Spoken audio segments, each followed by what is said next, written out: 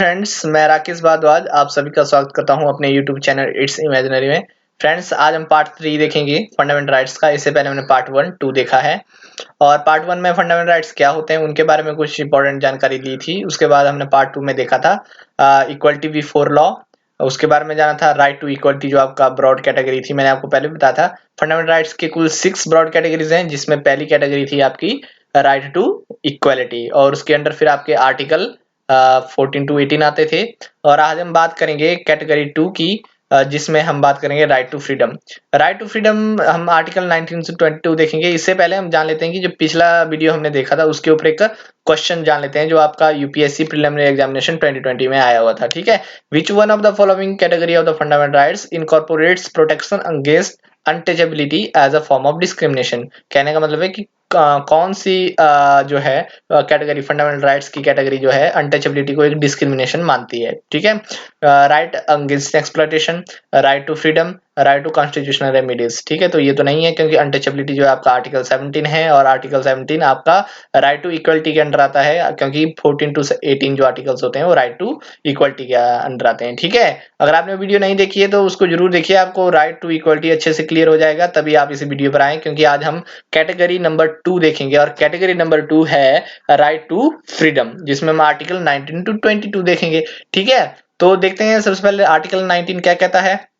Protection of certain rights regarding of speech. Speech से related कुछ आपके राइट्स हैं जिसके बारे में ये आर्टिकल कहता है। तो all shall have the rights, सभी को अधिकार है to freedom of speech and expression, बोलने का और अपने भावों को व्यक्त करने का सबको अधिकार है। ठीक है, to assemble peacefully and without arms. अगर आप किसी सरकार के या किसी डिपार्टमेंट के या किसी संस्था से खुश नहीं है तो आप पीसफुली असेंबल हो सकते हैं, और लेकिन कंडीशन है कि विदाउट आर्म्स, हथियार नहीं होने चाहिए आपके पास। ठीक है, सी क्लॉज कहता है टू फॉर्म एसोसिएशन और यूनियन। आप कोई भी एसोसिएशन बना सकते हैं या यूनियन बना सकते हैं, कोई भी संघ, कोई भी पार्टी बना सकते हैं। किसी भी पार्टी, किसी भी संघ से कभी भी आप निकल सकते हैं। कि जैसे आपने कोई पार्टी बनानी है, पॉलिटिकल पार्टी बनानी है, तो आप कभी भी बना सकते हैं। ठीक है, और अगर आप किसी पॉलिटिकल पार्टी से जुड़े हुए हैं, ठीक है, और आप वहां पर नहीं रहना चाहते तो आप उससे कभी भी एग्जिट कर सकते हैं, वो भी आप पर डिपेंड करता है। ठीक है, और यहाँ पर मैं आपको बता दूं फ्रीडम ऑफ स्पीच का मतलब सिर्फ अपनी ही स्पीच नहीं है कि आप खुद ही बोल सकते हैं। अगर कोई है जो नहीं बोल सकता, जो दबा हुआ तबका है, जिसको बोलने नहीं दिया जाता है, तो आप उनकी तरफ से भी बोल सकते हैं, उनको भी आप उत्साहित कर सकते हैं कि आप बोलिए, आपको अधिकार है राइट टू स्पीच का। ठीक है, to move freely throughout the territory of India, आप इंडिया की टेरिटरी में फ्रीली घूम सकते हैं पूरे देश में। To reside and settle in any part of territory of India, Bharat के किसी भी जगह पर आप बस सकते हैं। आपका एफ क्लॉज है वो रिपील्ड कर दिया है, और था गया ये हमें जाने की जरूरत नहीं है क्योंकि अब जब रहा ही नहीं है तो जाने भी क्यों। ठीक है, जी क्लॉज है टू प्रैक्टिस एनी प्रोफेशन, ध्यान रखें किसी भी प्रोफेशन, कोई भी प्रोफेशन कर सकते हैं। To carry on any occupation, कोई भी धंधा कर सकते हैं, कोई भी व्यापार कर सकते हैं या कोई भी बिजनेस कर सकते हैं। ठीक है, these freedoms are pillar of democracy, ध्यान में रखिए ये जो फ्रीडम्स हैं ये डेमोक्रेसी के पिलर हैं। अगर आपको right to speech, freedom of speech नहीं होगा, एक्सप्रेशन नहीं होगा, पीसफुली आप असेंबल नहीं हो सकते, आप एसोसिएशन नहीं बना सकते, टेरिटरी ऑफ इंडिया में घूम नहीं सकते, ठीक है, आप कोई व्यापार धंधा नहीं, बिजनेस नहीं कर सकते, तो फिर आप मतलब एक प्रकार से आपको वो अधिकार नहीं है जो आप एक अच्छी जिंदगी जीने के लिए चाहिए होते हैं। तो ठीक है, इसी तरह ये क्या है, पिलर है डेमोक्रेसी के।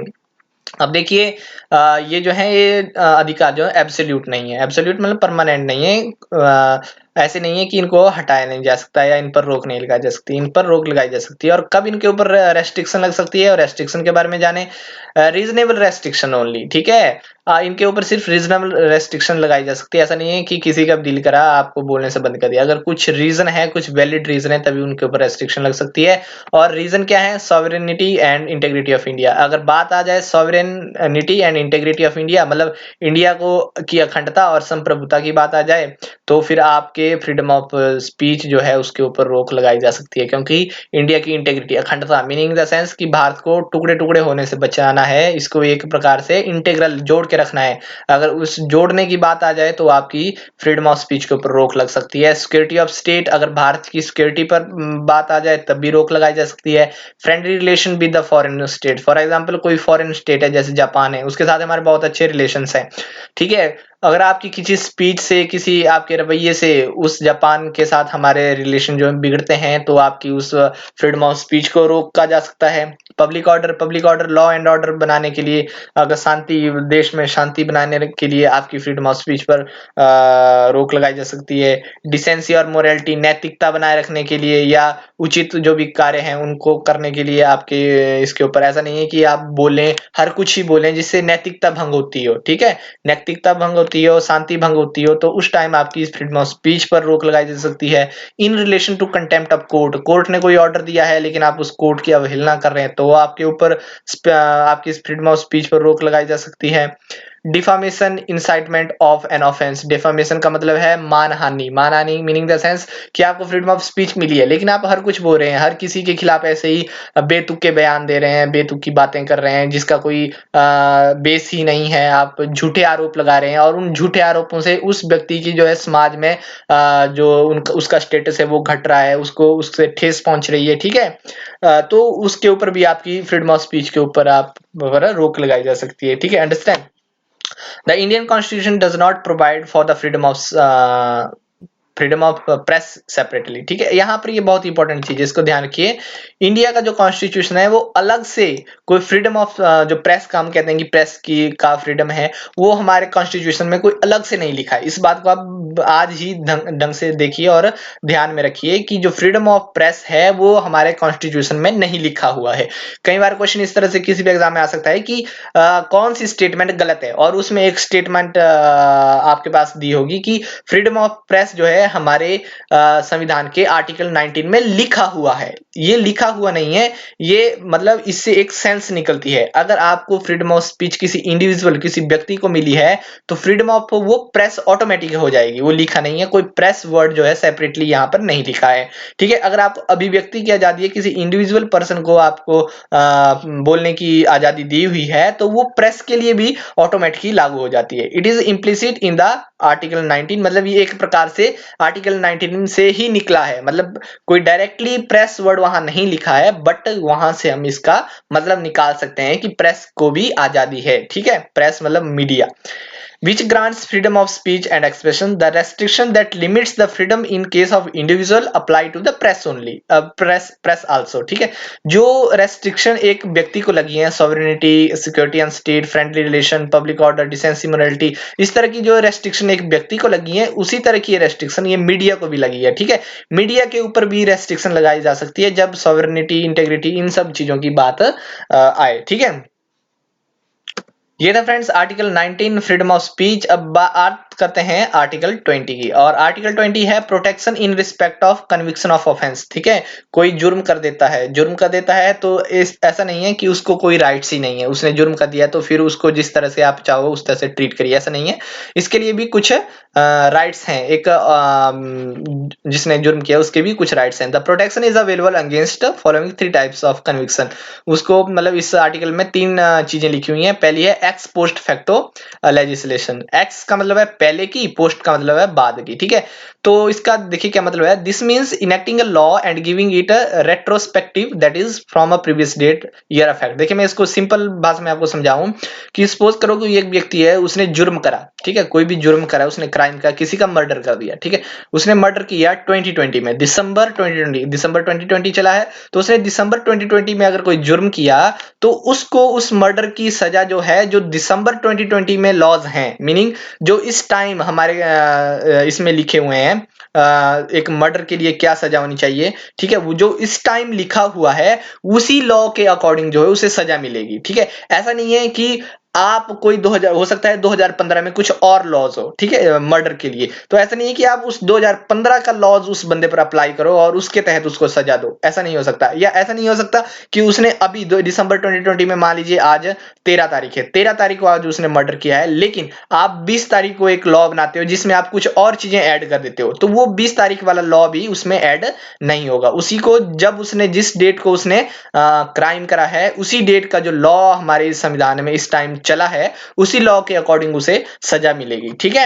ये इसका मतलब है। This power has been conferred with the parliament of constitution. ये पावर जो है पार्लियामेंट के पास है, ठीक है, मतलब राज्यसभा और लोकसभा के पास है। This is applicable only for the civil legislation while criminal legislation can not be retrospective effect. ठीक है, ये क्रिमिनल के लिए है, मर्डर के लिए हो गया या कुछ जिन्होंने क्राइम करा हो उनके लिए ये एप्लीकेबल है। बाकी सिविल जो होते हैं बाकी झगड़े आने वाले, चाहे घर के झगड़े हों या फिर जमीनी विवाद हो, इस तरह के झगड़ों के लिए ये अप्लाई नहीं होगा। जमीनी हो सकता है कि आपने कोई जमीनी विवाद 2020 में चला है, ठीक है, और वो लंबा खींच गया, जनवरी 2020 में वो कोई और लॉ बनता है, तो फिर वो सिविल के लिए वो लॉ ही अप्लाई होगा जो था, ठीक है। लेकिन क्रिमिनल्स के लिए पुराने वाला ही चलेगा जो था, ठीक है। जो दूसरा प्रोविजन इस में है वो है डबल जियोपार्डी, मीनिंग्स कि आपको किसी लॉ किसी जुर्म के लिए दो बार सजा नहीं दी जा सकती। This means that an individual can be punished for a crime only once and can not be beyond the period prescribed by the authority. Suppose करो मर्डर के लिए 10 साल की सजा है, तो आपको सिर्फ 10 साल की ही सजा मिल सकती है, और फिर आपको उसके लिए ऐसा नहीं है कि एक बार आपने सजा भुगत ली और दूसरी बार आपको दोबारा से सजा हो जाए, ऐसा नहीं होगा, ठीक है। तो इसका मतलब है डबल जियोपार्डी, इसका ये अर्थ है। तीसरा जो है प्रोविजन वो है प्रोहिबिशन अगेंस्ट सेल्फ इंक्रिमिनेशन, ठीक है।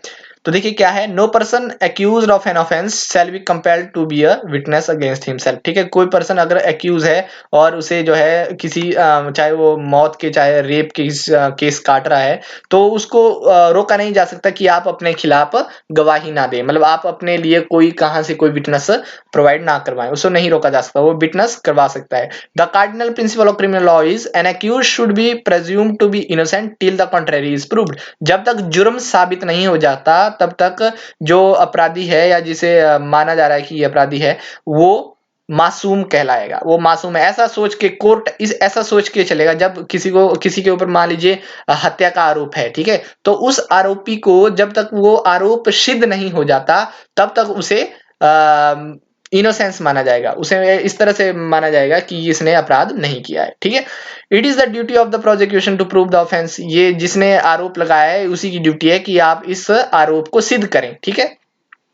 तो ये था आर्टिकल 20 जो कहता जिसमें protection in respect of conviction for offence था। इसमें तीन थे, x post facto legislation, double jeopardy, और फिर तीसरा था आपका प्रोहिबिशन अगेंस्ट सेल्फ इंक्रिमिनेशन, ठीक है। आर्टिकल 21 देखें, protection of life and personal liberty. Personal liberty अभिव्यक्ति की आजादी, ठीक है, और प्रोटेक्शन ऑफ लाइफ जीवन का आपकी प्रोटेक्शन। तो इसमें क्या क्या है, इसमें बहुत सारी चीजें, एक मतलब ये जो है एक आर्टिकल 29 आप ध्यान में रखें, ये इंडियन कॉन्स्टिट्यूशन का सबसे वाइड और सबसे इसका जो एम्पलीट्यूड है वो सबसे बड़ा है। इसमें बहुत सारी चीजें जो है इंक्लूड है, लेकिन मैंने कुछ ही चीजें यहाँ पे लिखी हैं। आप नेट से आर्टिकल 21 में जितनी सारी चीजें हैं उनके बारे में आप पता कर सकते हैं। वो बाकी मैंने जो इंपॉर्टेंट चीजें थी वही लिखी है, बाकी थोड़ा उतनी काम की भी नहीं है, बहुत सारी चीजें इसमें इंक्लूड होती हैं। तो देखिए क्या है ये article, no person shall be deprived of his life और personal liberty except according to procedure established by law. किसी को भी उसके जीवन से या उसकी पर्सनल लिबर्टी से नहीं रोका जा सकता एक्सेप्ट जो आपके लॉ लिखे हुए हैं उनके अलावा, ठीक है। Liberty has the widest amplitude and it covers a variety of rights which constitutes personal liberty, ठीक है। लिबर्टी का एक बहुत ही बड़ा एम्पलीट्यूड है और लिबर्टी में बहुत सारी चीजें आती है। अभिव्यक्ति की जो आजादी है उसमें बहुत सारी चीजें आ जाती है, जैसे राइट टू डिग्निटी, ठीक है, सम्मान के साथ जीना, है ना, right to clean and hygienic condition, साफ सुथरी जगह पर रहना, ये भी आपका लिबर्टी में आता है। Domicile visit bye police during night is invasion of personal liberty. अगर पुलिस रात को किसी के घर में जाती है उसको पकड़ने के लिए, ठीक है, तो वो एक प्रकार का इन्वेजन होता है पर्सनल लिबर्टी में। इन्वेजन मीन्स एक प्रकार के आपके पर्सनल चीजों में घुस रहे हैं, इन्वेजन घुसना या ठीक है, इस तरह से। राइट टू ट्रेवल अब्रॉड, विदेशों में घूमना, ये आपकी एक पर्सनल लिबर्टी है, ठीक है। और मैं जैसे बोला पुलिस रात को नहीं आ सकती, पुलिस रात को आ सकती है पर जब बहुत बड़ा एक क्राइम करा हो और पुलिस को शक हो कि ये कहीं इसके लिए भाग सकता है, लेकिन छोटे मोटे केसों के लिए रात को पुलिस का आना जो है एक इन्वेजन है हमारी पर्सनल लिबर्टी का, ठीक है। Right to primary education, right primary education आपका राइट है। Right to health and medical assistance, right to health and medical assistance लेना भी आपका एक राइट है, आपका पर्सनल लिबर्टी के अंडर आता है। इसके अलावा अगर हम बात करें तो pollution free water and air, right to bear a child, ठीक है, किसी कोई भी लड़की है तो उसका अधिकार है कि वो बच्चा होना उसका भी अधिकार है। Free legal aid and speedy trial against hand coughing, ठीक है, और इस तरह के बहुत सारी चीजें हैं जो इस आर्टिकल के अंडर आती है, पर्सनल लिबर्टी के अंडर आती है, तो आप उन सबको नेट पर सर्च मार के देख सकते हैं। ठीक है, आर्टिकल 21A की बात करें हम, तो वो है right to education for a children, किसी बच्चे के लिए राइट टू एजुकेशन, वो भी उसका अधिकार है। The state shall provide free and compulsory education to all children of the age of 6 to 14। ध्यान में रखें, किस एज से, 6 to 14 से जो है स्टेट को, सरकार को, गवर्नमेंट को, ठीक है, बच्चों के लिए क्या करवाना पड़ेगा, एजुकेशन फ्री। ठीक है, फ्री एजुकेशन करवानी पड़ेगी। ठीक है, by law determine, sorry free education नहीं, जो लॉ के अंडर लिखी है, जिस तरह से लॉ बनेगा उस तरह के तरीके से जो है उनको बच्चों को एजुकेशन 6 से 14 साल के बच्चों तक एजुकेशन प्रोवाइड करवानी पड़ेगी। Also as per the act the state shall endeavour to provide early childhood care education for all children till they complete the 6 age of 6। ठीक है, जब तक बच्चा 6 साल का नहीं हो जाता तब तक भी उसे फिर चाइल्डहुड केयर, जो बच्चों की केयर करनी पड़ती है, वो भी गवर्नमेंट को करनी होगी, जैसे आंगनबाड़ी है हमारे यहाँ पे बने हुए हैं। ठीक है, वो भी इसी के अंडर आते हैं। This art is added by 86th constitutional amendment act 2002। ये जो आर्टिकल है ये 86th कॉन्स्टिट्यूशनल अमेंडमेंट एक्ट 2002 से जोड़ा गया है। ठीक है, तो ये था आपका आर्टिकल 21। अगर हम आगे बात करें तो आता है फिर आपका protection against arrest and detention in certain cases. ठीक है, ये आपका आर्टिकल 22 है, प्रोटेक्शन अगेंस्ट अरेस्ट, आपको अरेस्ट किया जाता है। ठीक है, आपको अरेस्ट होने से किस तरह से बचाया जा सकता है, कैसे आपकी प्रोटेक्शन की जा सकती है। अगर आपकी प्रोटेक्शन नहीं होगी कॉन्स्टिट्यूशन के तहत, तो पुलिस का जब दिल करेगा तब उठेगी और आपको अरेस्ट कर लेगी और आपको डिटेंशन भी कर सकती है आपकी। ठीक है, होम अरेस्ट जिसको कहेंगे। ठीक है, तो वो आर्टिकल 22 के किस तरह से आपकी प्रोटेक्शन करता है। Article 22, no person who is arrested shall be detained in custody without being informed as soon as may be of the grounds for such arrest, nor shall be he denied the right to consult and to be defended by a legal practitioner of his choice. बोलने का मतलब ये है कि police अगर आपको arrest करना चाहे तो पुलिस को आपको बताना पड़ेगा जल्दी से जल्दी कि आपने ये ऑफेंस किया है, आपने ये क्राइम करा है और हम आपको अरेस्ट करना चाहते हैं। ठीक है, उसको बताना पड़ेगा।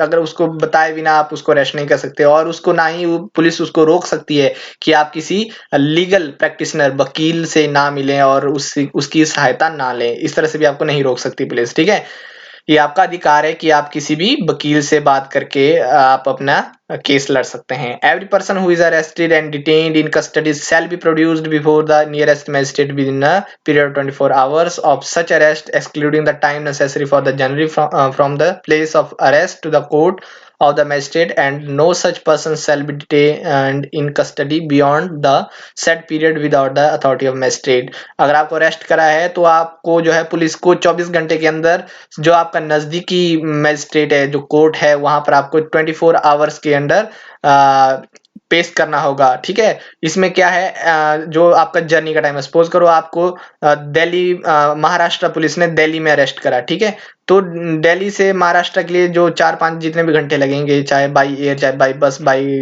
गाड़ी से, ठीक है, वो हट जाएंगे। ऐसा नहीं है कि 4 घंटे का सफर है या 24 घंटे का सफर है तो उसी में निकल गया। ठीक है, ऐसा नहीं होगा। वो आपका जर्नी का जो टाइम है वो कट कर दिया जाएगा। ठीक है, और उसको जो है डिटेन नहीं किया जा सकता, उसको अरेस्ट में नहीं रख सकते। अगर 15 दिन का अरेस्ट बोला है तो 15 दिन ही अरेस्ट में रहेगा। ठीक है, आगे इसमें एक्सेप्शंस क्या है। To an person who for the time being is an enemy alien. ठीक है, ये जो लॉज हैं, ये डिटेंशन के लॉ उनके लिए एप्लीकेबल नहीं है जो हमारे एनिमी एलियन है। एनिमी एलियन कोई फॉरेनर व्यक्ति है और जो हमारा दुश्मन है, जैसे पाकिस्तान से कोई आतंकवादी, पाकिस्तान का कोई आतंकवादी पकड़ा गया तो उसके लिए ये लॉ नहीं चलेंगे। ठीक है, to any person who is arrested और detained under the law providing for preventive detention. यहाँ पे कोई उस पर्सन के लिए भी ये लॉज नहीं चलेंगे जो प्रिवेंटिव डिटेंशन के तहत अरेस्ट किया गया है। अब प्रिवेंटिव डिटेंशन क्या बीमारी है। प्रिवेंटिव डिटेंशन वो चीज होती है कि सपोज करो आपको खुफिया सूत्रों से खबर मिली है कि ये व्यक्ति जो है आज 13 तारीख है, तो 15 तारीख को या 15 अगस्त के दिन जो है बॉम्ब ब्लास्ट कर सकता है या बॉम्ब ब्लास्ट करने में सहायता कर सकता है या किसी को गोली मार सकता है। ठीक है, तो प्रिवेंट, जैसे प्रिवेंट होता है किस चीज को रोकना, प्रिवेंट करना। ठीक है, तो प्रिवेंटिव डिटेंशन उस जुर्म को, उस काम को रोकने के लिए आपको डिटेन किया जा सकता है और उसके लिए फिर ये कोई भी लॉस नहीं चलेंगे। ठीक है, उसके लिए आपके ये कोई भी अधिकार नहीं चलेंगे। ठीक है, तो प्रिवेंटिव डिटेंशन अगर आपके ऊपर है तो फिर ये लॉज एप्लीकेबल नहीं होंगे। तो ये थी इसकी एक्सेप्शंस। ठीक है, तो फ्रेंड्स ये थी आज की वीडियो जिसमें हम फ्रीडम ऑफ, सॉरी, हमने पढ़ा राइट टू फ्रीडम। और आपको ये वीडियो कैसी लगी आप मेरे को कमेंट करके जरूर बताएं, और अगर आपको इस वीडियो की पीडीएफ चाहिए तो लिंक मैंने डिस्क्रिप्शन में दिया है, आप वहां से पीडीएफ इसकी ले सकते हैं। ठीक है, तो मिलते हैं आपके साथ नेक्स्ट वीडियो में जिसमें हम कैटेगरी 3 के बारे में बात करेंगे। तो जरूर आप कमेंट करें, लाइक करें, शेयर करें, और हो सके तो चैनल को भी जरूर सब्सक्राइब करें। थैंक्स।